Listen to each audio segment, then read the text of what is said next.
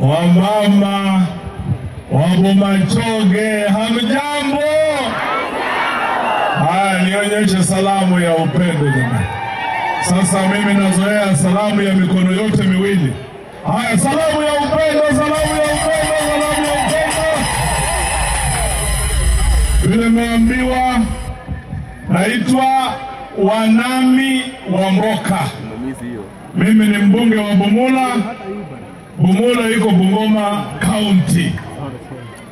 Nimefika hapa leo kusimama na ndugu yangu Obadia. Ilikuwa rahisi sana kwa mimi kuitikia wito wakati Obadia aliniambia tunaenda kuchangia wamama wajane. Hata katika Biblia inaheshimu wajane na mayatima. Sasa tumekuja hapa kwa heshima yenu kumchangia hela. Niwashukuru kwa kumchagua huyu ndugu yangu Obadia. Watu wa Bomachoge mlipiga ndipo. Kijana msomi, shupavu, hata akisimama mwenyewe unajisikia tu mambo sawa sawa. Unajua kule bunge ya Kenya tuko wabunge wengi 349. Lakini wale wanatambulika top 10, Obadia ni mmoja wao. Asanteni sana. Kina mama asanteni sana. Na kwa Obadia kufikiria kuweka kikao kama hiki inamaanisha ndani ya roho yake Mungu ameamua kujinyima, ameamua kusimama na wajane kama nyinyi. Angesema tumpe hizi hela aende holiday ng'ambo. Jameni, tukifika 2027 ninamuomba huyo Obadia amechukua ile barabara ngumu ya kusimama na wananchi. Kama Obadia angekuwa mtu hivi, angekuwa sasa anatembea na wale watu wengine akisema maneno ya uongo katika watu wetu wa Kenya. Watu wa Borabu, Bomachoge, tafadhali wamama tunamuomba kwa heshima zote, ikifika 2027 msimame na huyu. Pesa itakuja kumwagwa hapa sana kujaribu kumtoa yeye. Wamama, unajua kura ya mama tunajua ni kura sure bet. Msimame na ndugu yangu. Pili, katika demokrasia yoyote kuna serikali na kuna upinzani. Sisi tulienda kwa kura 2022. Mimi ni mwanachama wa chama cha DAP, ikiwa ndani ya Azimio sisi ndio wale mayatima wa baba Raila Amolo Odinga. Na baba alitufunza wakati serikali inadhulumu watu lazima msimame na wananchi. Sasa sisi tunaambia serikali, sisi tunafanya majukumu yetu ya kidemokrasia kupoint out where the government is going wrong. Hiyo ni haki yetu. Wawache feelings. We are doing that which is in the constitution. Watu wa Bomachoge, kama hamungekuwa na watu wanaongea Kenya hii, hao watu wangemufikisha vidole mpaka kwa macho. Sasa sisi tunaambia serikali kuongea, tutaongea. Kutembelea watu, tutatembelea watu. Kutoa maoni yetu, tutatoa. Kukosoa, tutakosoa.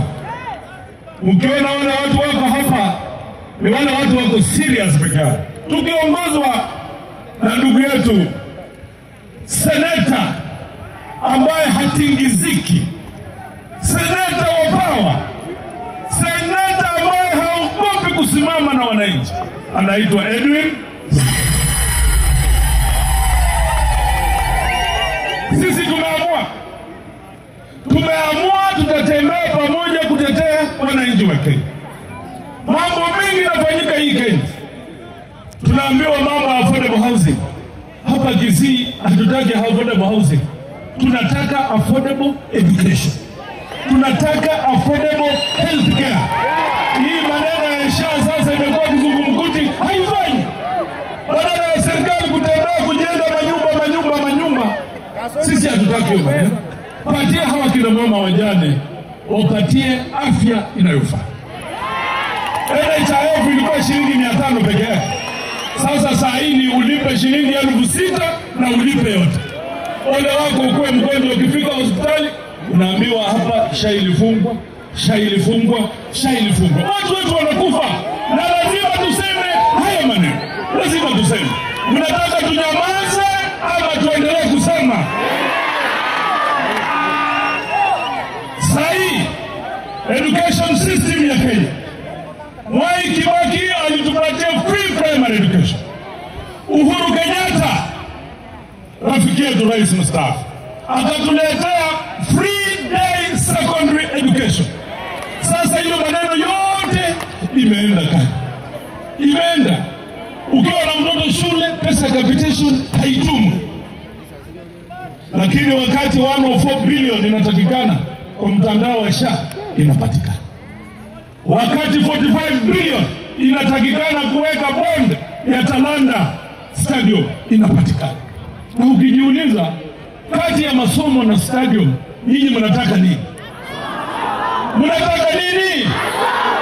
Strong priorities. Kati ya masomo na afya, watu wa Warabu wa Machoge, mnataka nini?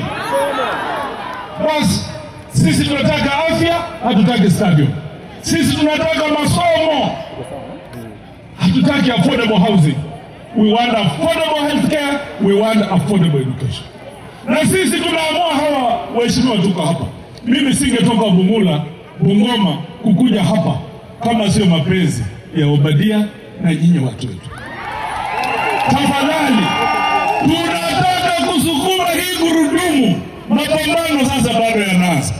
Ndugu yangu Sifuna, dada yangu wa Mshomba, Kimilu, mzee mwenyewe commissioner, ndugu yangu kutoka Hamisi, Oundo, Kibagende mwenyewe, msikufe roho. Na tusiachane. Siku tutakosa kuongea, mjue nyinyi mmekwisha. Mnataka tuendelee ama tunyamaze? Wala wanasema endelea, beba mkono. Wakati wa mapambano ndio sasa unataka kuanza. Kama kuna mtu alifikiria atatutisha, haya maneno sasa imeanza. Uongo una mwisho. Kama kuna ile njia najua iko na mwisho wa haraka, ni uongo. Tukutaneni 2027, mtuletee kijana yetu Kibagendi. Hapana, Obadia. Unajua mimi Kibagendi na Obadia na huyo Clive, sisi wote tunacheza mpira katika bunge la Kenya. Asanteni sana.